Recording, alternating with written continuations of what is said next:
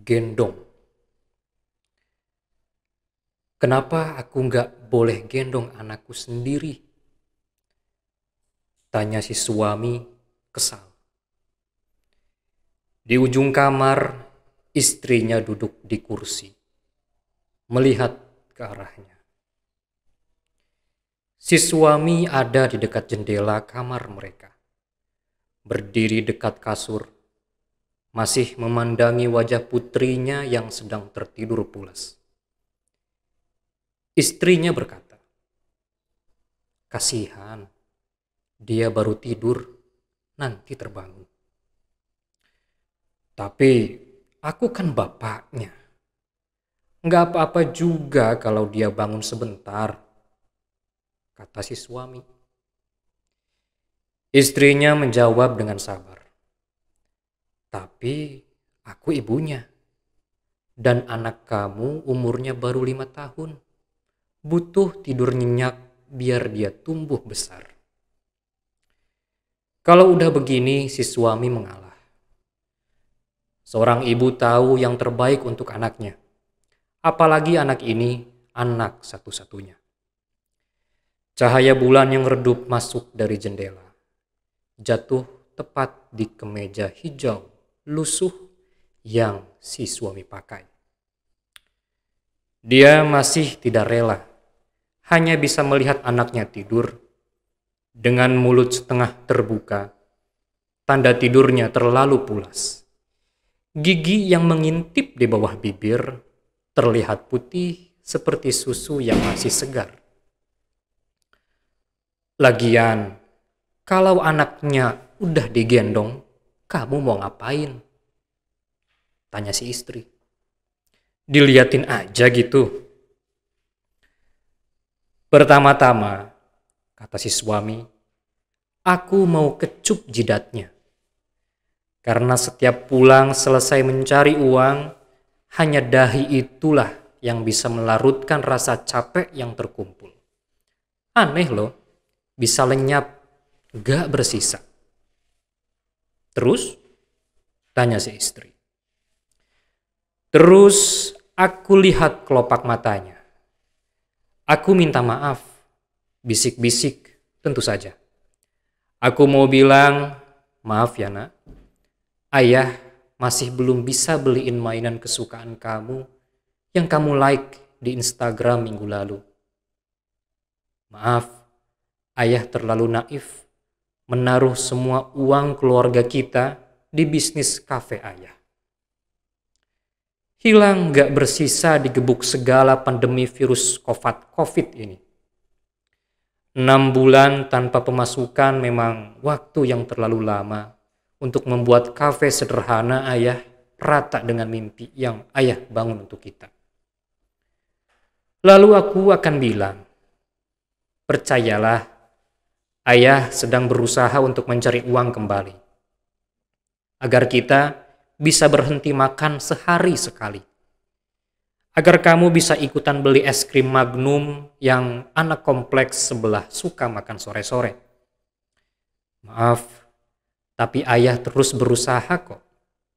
Yakin di tengah pandemi seperti ini, akan ada teman atau saudara kita yang baik, meminjamkan uang, memberikan modal untuk usaha kita, usaha dari rumah."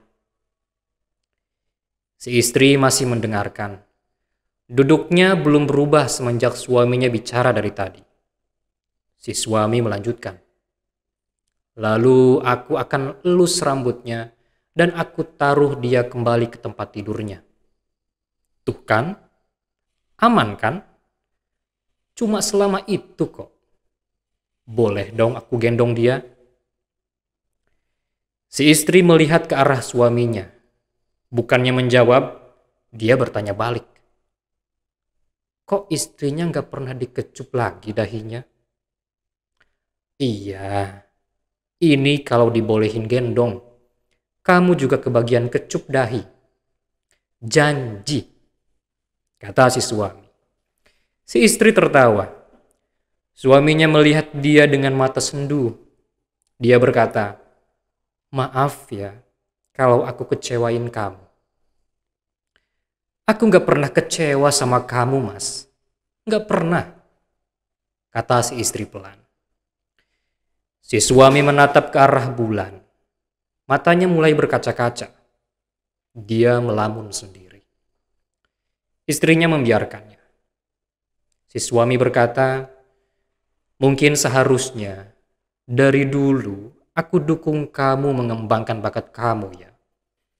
Bukannya ngebuat kamu terjebak di rumah setiap hari begini. Bakat apa? Tanya istri. Nyanyi aku kan gak bisa. Itu bakat kamu. Yang itu. Oh, yang itu, kata istri. Iya, kamu kan bisa tuh ngelihat dan bicara sama hantu. Aku lihat banyak yang sukses jadi konten kreator, bikin YouTube, bikin buku, masuk TV.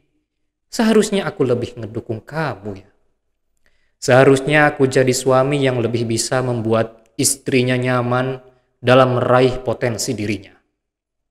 Ya, minimal bayarin kelas public speaking lah. Atau beliin kamera sewaktu aku masih punya sedikit uang. Kamu memang percaya aku bisa ngelihat hantu. Walaupun teman, bahkan keluargaku sendiri sering ngomongin aku diam-diam. Aku dibilang halu, tanya si istri. Aku percaya, kata si suami singkat, yakin.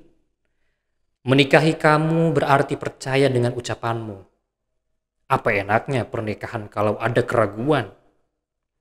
Si istri tersenyum tipis.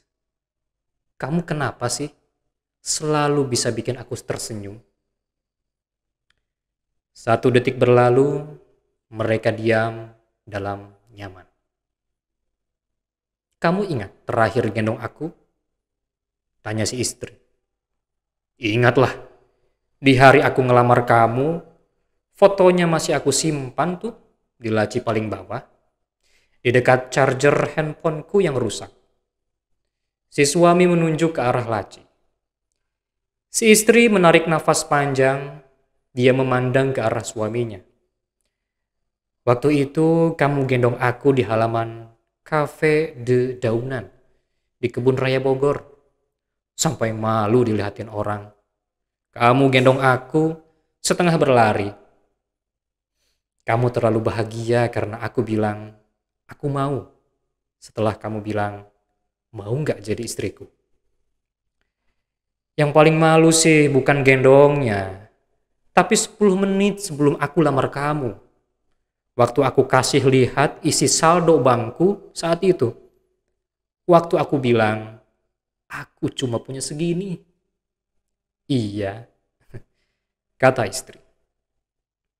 Dan aku kan bilang, berapapun cukup asal sama kamu. Aku masih simpan loh tespek yang dulu, lanjut si istri. Video aku pas aku nangis, masih kamu simpan gak? Masih banget. Aku post di second akun aku, yang gak ada yang tahu, yang biasa aku pakai buat order sambal teri goreng kesukaan kamu. Yang penjualnya nyembelin itu loh. Dulu kita masih punya uang ya buat beli hal-hal kayak gitu, kata si suami. Maaf ya, kamu pasti kecewa sama aku. Aku gak pernah kecewa sama kamu, Mas, kata istrinya. Gak pernah. Si istri duduk diam. Dia menghapus air matanya yang jatuh 1 tetes. Kamu kenapa? Kok tiba-tiba nangis? Tanya suami.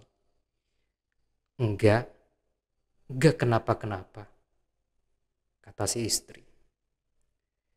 Si suami kembali mendekati tempat tidur. Dia melihat anak gadisnya masih tertidur pulas. Tidurnya tidak pas. Kepalanya justru ada di antara bantal dan boneka kesayangannya. Anak umur segini memang sering bikin takjub. Aku mau gendong dia ah, kata si suami. Jangan, kata si istri. Nanti dia bangun. Suaminya menggeleng. Enggak, aku harus gendong dia. Ngelihat dia tidur begini aja kok rasanya kangen banget. Si suami mendekat ke arah anaknya.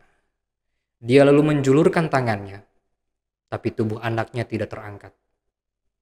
Si suami mencoba mengambil anaknya kembali. Kali ini dia sadar apa yang terjadi. Tangannya tembus melewati tubuh anaknya.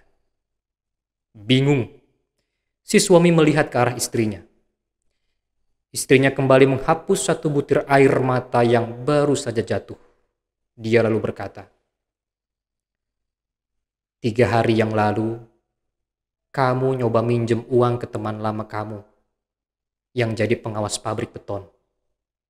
Kamu masuk ke kawasan pabrik, mengabaikan peringatan orang agar kamu memakai helm pengaman. Tiang itu menggelinding dan seperti takdir yang selalu tepat waktu, tiang itu menimpa kepala kamu. Si suami meraba bagian kanan kepalanya, ada bagian yang pecah, remuk, membentuk cekung ke dalam kepalanya. Hangat. Dia tidak berani melihat tangannya, karena dia tahu ini pasti penuh darah.